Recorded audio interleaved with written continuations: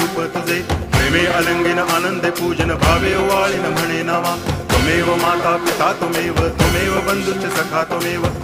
विद्या तरुणं त्वमेव सर्वं मम देव कायेन वाचा मनसेन्द्रियैर्वा बुद्ध्यात्मना वा प्रकृति स्वभावात् करोमि यद्यत् सकलं परस्मै नारायणायति समर्पयामि अच्युतं केशवं रामनारायणं कृष्णदामोदरं वासुदेवं हरि श्रीधरं माधवं गोपिकावल्लभं जानकीनायकं रामचन्द्रं भजे हरे राम राम